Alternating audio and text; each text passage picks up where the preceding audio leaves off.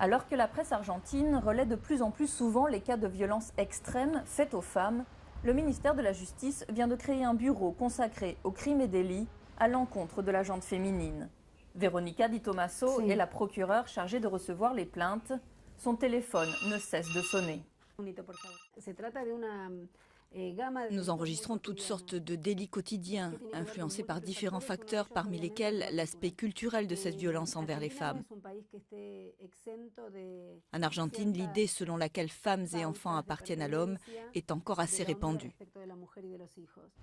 Ce sont souvent de petits centres d'accueil qui accompagnent ces femmes dans leur démarche judiciaire. C'est là qu'elles viennent raconter leur histoire avant même de porter plainte au commissariat où elles sont souvent victimes de machisme. C'est le cas de Melissa qui lutte pour que lui soit rendue la garde de ses 2 enfants de 5 et 8 ans. Cela fait plus d'1 an que son ex-mari l'empêche de les voir. Une fois par semaine, elle participe aux réunions de groupe que met en place le centre pour aider les femmes à se reconstruire. Ici, on m'a beaucoup aidé.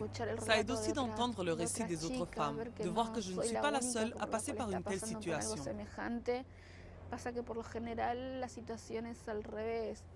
Sauf que même s'il s'agit de la même violence de la part de nos ex-compagnons, les autres, elles ont leurs enfants. Moi non. La violence conjugale touche une femme sur 3 en Argentine et depuis 2 ans, cette violence a pris une dimension spectaculaire avec la multiplication des cas de femmes brûlées vives. Une association se charge de répertorier ces meurtres qui font la une des journaux. Il y en a eu 20 l'an dernier. Ces chiffres ne correspondent pas à la réalité car il y a beaucoup de femmes gravement blessées qui meurent des suites de leurs blessures plusieurs jours après avoir été frappées ou s'être fait tirer dessus par un homme. Or, cette information-là n'apparaît pas forcément dans les journaux.